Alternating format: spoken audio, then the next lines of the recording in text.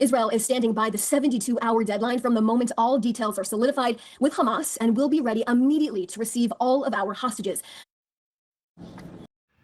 Good morning, beautiful people. Mwadzuka bwanji konse kumene muliko. Yai ifeso tadzuka bwino. Guys, sorry for yesterday. My hands were so full. Couldn't do anything. Dzulo ndithu nali busy kwambiri. They actually update sinapereke. Komabe update ndithu ilipo. Yeah, nde takanizori update ibwere panopa. Yeah, nde I think tikuendera limodzi tsopano. Chifukwa ndaonaso actually nazana comment inake and comment imeneyo inazachitika pa nthawi imene timapereka za plan ya Gaza. By the way, tiyambeni ku Gaza ndi USA.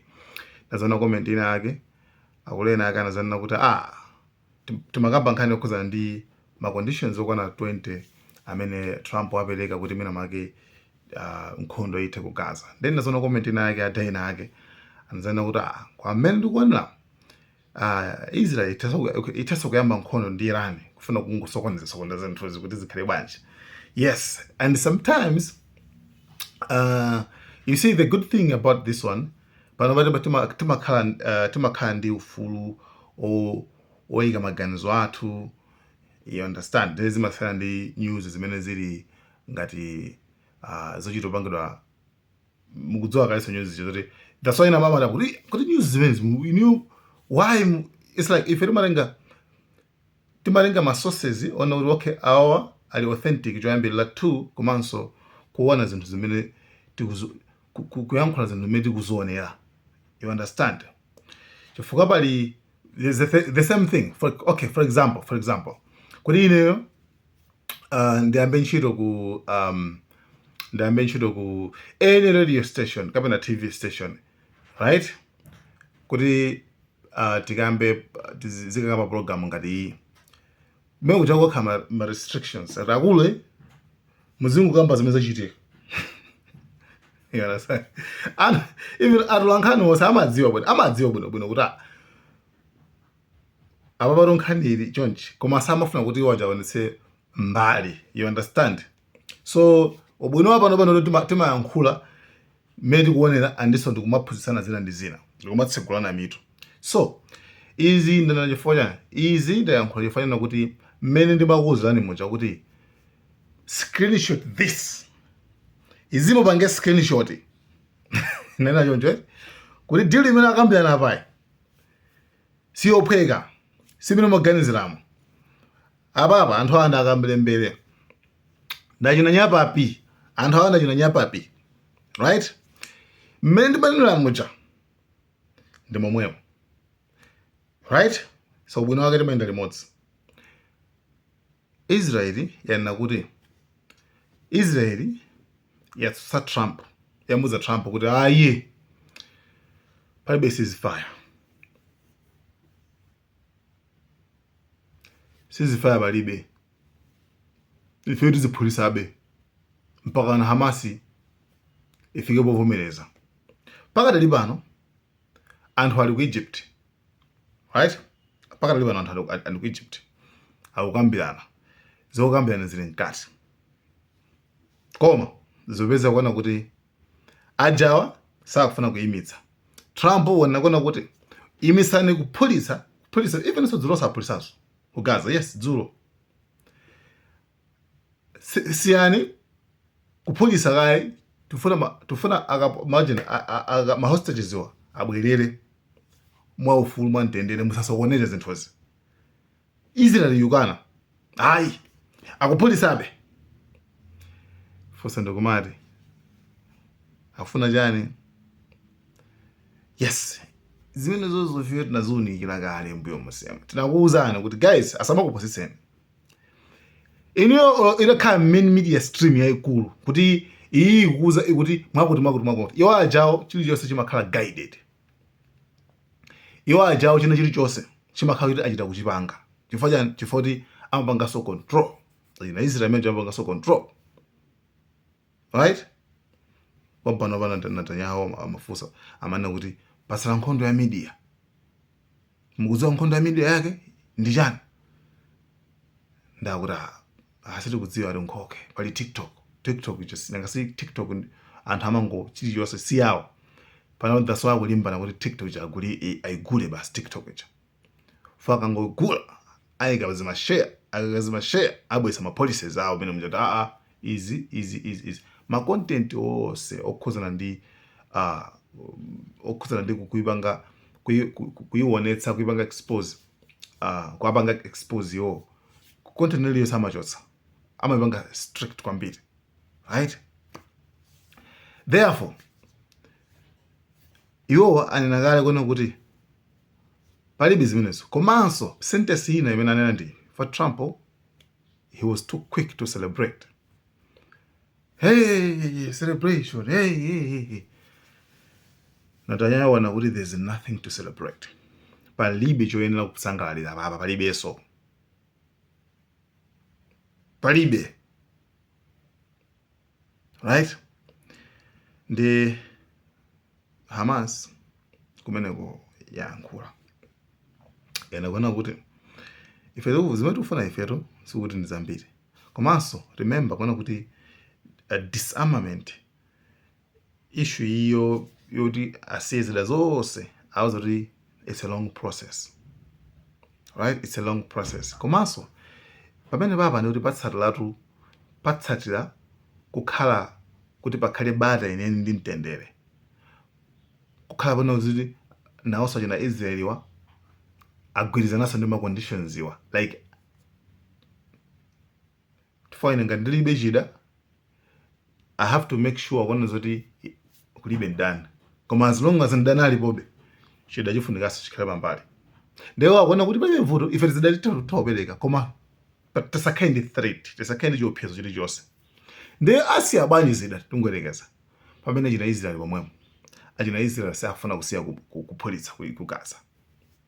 Told you nakuzani kuti madula amene wawo sali mine muganizamo zimene akamba apazi sizimene muganizamo plus kuphatikizapo Trump akufuna chikho Nobel Prize, akufuna chikho choti iyeyo cha peace kuti iye ndiye munthu wamtendere kwambiri pa dziko lonse lapansi ndi iyeyo amene ukwanisa kusolva nkhondo. Trump amadziwa kuti solva nkhondo, right? Iyeyo. Okay. By the way, okay, ukuthi ndijokeko. Tipasanaso ma update akumeneko kuti akuyenda bwanji. Tiyeni tithamange tulowe ku USA ndi China. But China inasiya kugula after okay, mazuzuti sometimes ukakhala nyumba maglass osamagenda azenzako yayi. Chifukwa anzako achakagenda akaphwanya maglass akwana. After kulubaluba China imagula zinthu makamaka chimanga chani zambiri mbiri ku dziko lija la USA. So ya anasiya kusiya basi ngoba kagula kwena ku Brazil kuti America zebuzala limi yawo maluzi chimanga chili pwi zichani zili pwi akane asoko kugulitsa. Why? Amagenda nzawo, right? Trump rameno zamisala tabwino tijoke kumeneko ng'omango mako tiyeni tithamangireso ku Ukraine komanso ku Russia. Pali chida chine chake ma long range missiles iwa ambasha kuti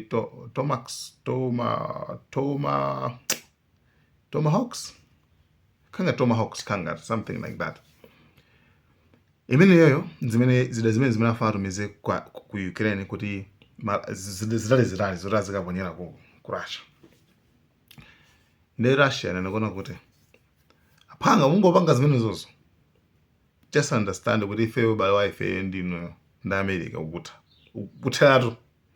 ukutha takuchenjezana plus kuphatikizapo 50 missiles kuponya 500 drones apolisa then uchitoka polisa ku 50 kilometers just pafupi ndi border ya Poland anakapolisa kumene koko Russia amene adafuna kwawo zoti kwagwenyezabe kuti akuluakulu musamagonero right musamagone kwambiri chabwino nde Ukraine yambaso kulirabe ikufuna chani ikufuna zida ku maiko achizunguwa maiko achizunguwa zida zakungoti sili kuzoza ti why akuchedwetsaso one Putin akubangopereka warning Putin ndika munthu kama actions kamunthu ka talkless simple in action tough art simple in appearance kakamaoneka ka simple kwambiri kakamayankhula mwa simple kwambiri kakamwetulira koma ina actions kali very tough kwambiri kamene kama yankhula less kama yankhula mochepa komano ma actions amakhala mbiri and sometimes zimakhala zodabwisa so ukamamona Putin akamankhula ndi anthu akamatani pena nkumadabwasa kuti kodi munthu amene akupanga zikukire ndi uyu pena so wakayikira si munthu choti umakhala simple in appearance koma nonzochitika kosaopa kwambiri kuitokosola neto kuitokosola imene chayo neto kumaganiza zomanga chipopa kumanga chipo chamwamba chabwino tiyeni choko kumeneko ndi ikuphulikabe kumeneko ku Ukraine ko komanso tiyeni tipite ku Venezuela awawawa apholisaso bodi linaso la number 4 akuti akuona zoti lama drug cartels and the USA ikufunisisa ndithu akuti akundifana athese uchigawenga onse. By the way, Putin ayankhula kuona kuti I think it's high time sobano ikuyenda kuthandiza Venezuela kuchoka ku America. America ikuoneka zoti sikuchita zabwino ku Venezuela.